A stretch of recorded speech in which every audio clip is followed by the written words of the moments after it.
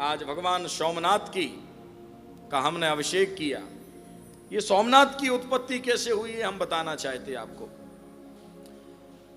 चंद्रमा जो चंद्र देव हैं, ये चंद्रमा से दक्ष प्रजापति की 27 बेटियों की शादी हुई। दक्ष प्रजापति ने अपनी 27 बेटियों का विवाह कर दिया। 27 ही थी बेटियां। एक दूसरा दक्ष 27 बेटियों का जब चंद्र के साथ में विवाह कर दिया, तब ऐसी परिस्थिति में चंद्रमा केवल रोहिणी नाम की उनमें जो उनकी पत्नी थी उनसे अधिक प्रेम करता था, और वो किसी से प्रेम करता नहीं। 26 से कोई बातचीत नहीं, और 27 भी जो रोहिणी थी वो बिल्कुल उसी के वशीभूत था। अब देखो, सौत तो सौत होती, चाहे बहन ही क्यों ना हो, हाँ? सगी बहन ही हो भला। और ये बात गड़बड़ हो गई। 26 जो थी उनको ये बात खटकने लगी। एक दिन वो 26 परेशान होकर के झगड़ा करके आपस में चंद्रमा से, और अपने पिता दक्ष प्रजापति के पास आई। आकर के दक्ष से कहा कि पिताश्री, हमारा जो पति चंद्रमा है वो केवल रोहिणी से प्रेम करता है, हमसे तो वो बातें ही नहीं करता है किसी से। और आप तो ससुर हो, तो आप जाके समझाओगे तो हो सकता है कुछ थोड़ा फर्क पड़े। हाँ, दक्ष ने सोचा मैं जाके समझाता हूं। दक्ष ने सबको कहा तुम यहीं रुको, मैं जाके समझाता हूं। दक्ष गए, जाकर के बोले देखो भैया चंद्रमा, हमने आपके बारे में खूब सुन रखा है। आप बड़े उत्तम कुल के हैं, आपका पारिवारिक जो बैकग्राउंड है वो बड़ा मजबूत है, और यही देख करके हमने अपनी बेटियों का विवाह आपसे किया। पर हमने सुना है कि आप केवल एक पुत्री से प्रेम करते हो हमारी, और बाकी की जो हमारी बेटियां हैं उनसे तुम बात भी नहीं करते हो।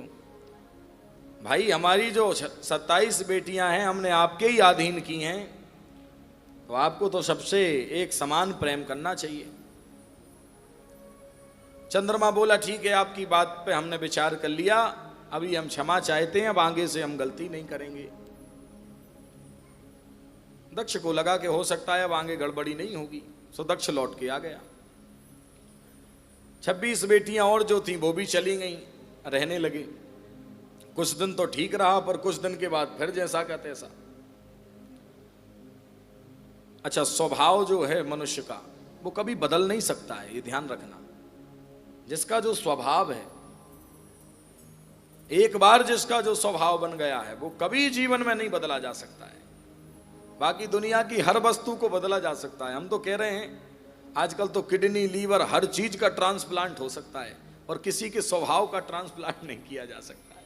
जिसका जो स्वभाव आ गया। हाँ, अपने यहाँ एक कहावत भी है, शायद बुजुर्ग लोग जानते होंगे। नीम ना मीठी होए चाहे खाओ गुड़ घी से, और जाको जो स्वभाव वो जाए ना जी से। हाँ, जिसका जैसा स्वभाव वो कभी नहीं बदलने वाला है। ऐसे ही चंद्रमा का स्वभाव भी ठीक नहीं था, और चंद्रदेव ने ये बात नहीं मानी। जब नहीं मानी, और उस परिस्थिति में वो 26 राजकुमारियां फिर आईं, और आकर के अपने पिता से फिर दोबारा शिकायत की कि वो नहीं माना, वो फिर भी उसी को प्रेम करता है, रोहिणी को ही।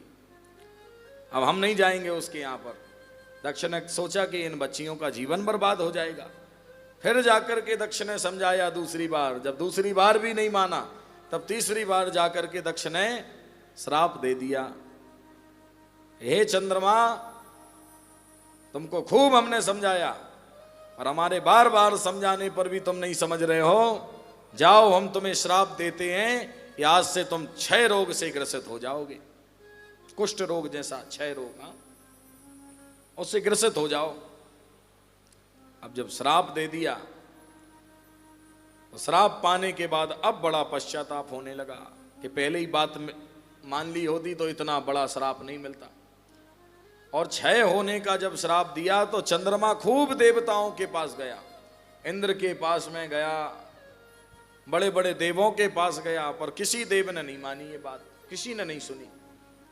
सबने बस यही कहा कि तुम अब पश्चाताप करने से क्या होता है। एक बात और समझ लेना चाहिए, जब हम किसी चीज की जवाबदारी ले लेते हैं और उस जवाबदारी को लेने के बाद हम मनमाना आचरण करते हैं, मनमाना आचरण करते हैं और उस जवाबदारी को जब पूरा नहीं करते हैं, तब हमारे साथ में कुछ ना कुछ गंभीर घटना होती ही होती है। ये ध्यान रखना है, क्योंकि आपकी 26 वो जवाबदारियां थी। एक समान सबसे प्रेम होना चाहिए था, पर इसने तो एक को केवल महत्व दिया, बाकी सबकी महिमा को समझा नहीं, इसलिए इसको श्राप मिल गया। अब जब श्राप मिला तब जाकर के दक्ष प्रजापति ने के पास में भी इसने क्षमा मांगी। दक्ष ने कुछ नहीं कहा, बात ही नहीं सुनी। तब ये गया आखिरी में ब्रह्मा के पास। ब्रह्मा जी से कहा, पिताजी मेरी रक्षा करो, मुझ पर कृपा करो, मैं बड़ा परेशान हो गया हूं, मुझे 6 रोग होने का श्राप दे दिया है मेरे ससुर ने।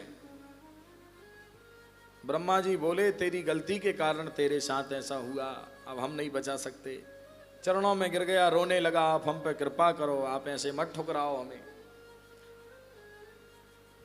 तब ब्रह्मा जी ने कहा, ठीक है, अब इस रोग से यदि कोई तुम्हें मुक्त कर सकता है, वो केवल भगवान महादेव ही कर सकते हैं, इसलिए तुम शिव जी की शरण में जाओ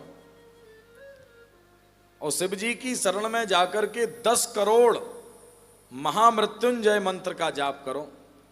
और ये जाप उस जगह पर आप जाके करिए जहां पर नदी और समुद्र का मिलन हो रहा हो, ऐसी जगह ढूंढो।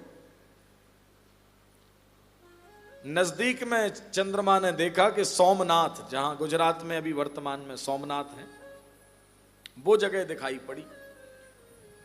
वहां पर जाकर के चंद्रमा ने 10 करोड़ महामृत्युंजय मंत्र का जाप किया और 10 करोड़ महामृत्युंजय मंत्र का ऐसा प्रभाव हुआ, ऐसा चमत्कार हुआ कि भगवान महादेव मैया पार्वती के साथ में चंद्रदेव को दर्शन देने प्रकट हो गए।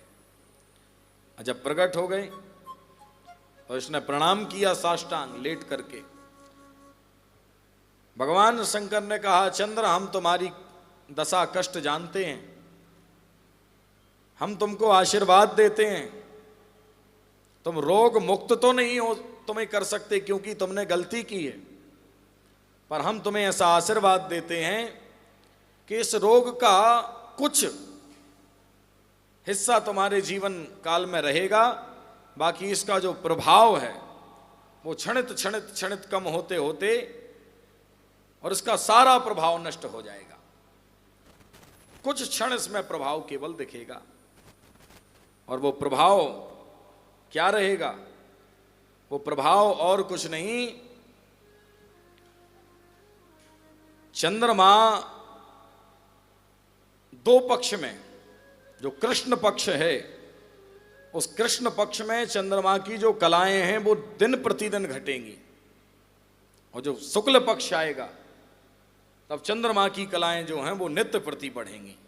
तो आप देखेंगे जब हमारे यहाँ चंद्र का प्रभाव दिखता है, शुक्ल पक्ष की जैसे ही प्रतिपदा तिथि आती है कि उस दिन आप देखेंगे तो चांद जो है वो पूरा दिखाई पड़ने लग जाता है। हाँ, और कृष्ण पक्ष की जैसे ही शुक्ल अमावस्या आती है और उस दिन से ही आप देखेंगे कि चंद्रमा का जो प्रभाव होता है वो अपने आप घटने लग जाता है, क्योंकि ये श्रापित है।